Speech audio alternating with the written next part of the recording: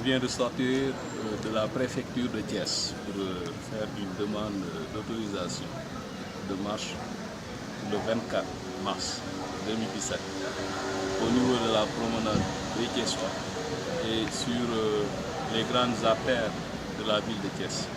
Cette demande de marche vise à célébrer les 5 années de règne du président Macky Sall, président de l'Alliance pour la République, à la tête de la magistrature suprême du Sénégal. Vous constatez que depuis 5 ans, le Sénégal a connu d'importants acquis démocratiques sur tous les points.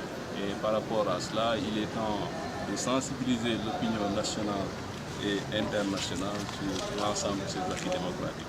Voilà pourquoi on a décidé le 24 d'occuper l'ensemble des grandes artères de la ville de Thiès pour montrer à l'opinion que le Sénégal est une terre de paix, une terre de démocratie, une terre où règne la prospérité et le respect des droits humains. Est-ce que vous avez besoin de marcher pour montrer les acquis démocratiques du régime en place? Bien entendu, la marche est une des façons les plus appropriées pour exprimer sa liberté. Les gens qui ne marchent pas, c'est des gens qui sont assignés à résidence ou des gens qui sont enfermés.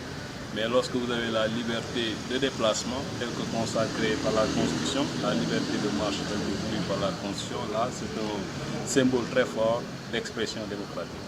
Alors,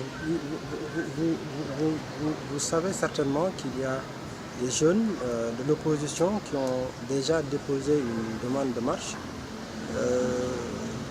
Vous n'allez pas, en tout cas, avec cette marche de l'opposition, créer, par exemple, des difficultés à l'ordre public? Du tout. Ça ne nous gêne pas qu'ils expriment leur opinion. C'est garanti par la Constitution du Sénégal. Ils sont libres de montrer qu'ils ne sont pas du tout prêts à aller aux élections. Ils sont libres de montrer qu'ils n'ont pas le temps d'aller dans les commissions d'inscription inscrire leurs militants. Ils sont libres de montrer à l'opinion qu'ils n'ont pas de programme, qu'ils n'ont pas de réalisation.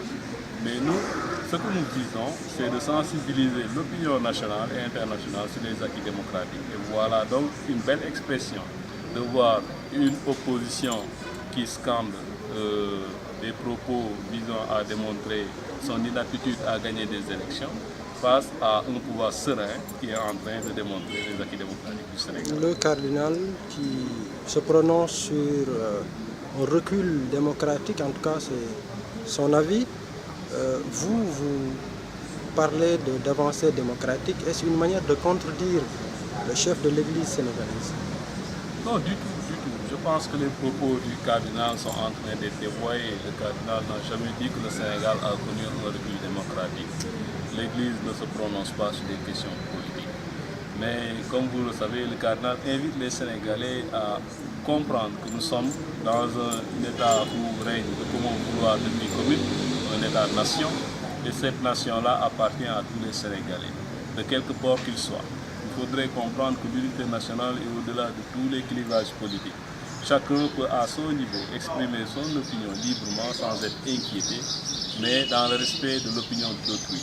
Et c'est dans ce cadre-là que nous nous manifestons pour montrer les acquis démocratiques. J'étais en visite pastorale à Fatick et j'ai été interviewé pour rappeler que j'ai peur que les développements actuels traduisent un recul démocratique pour notre pays.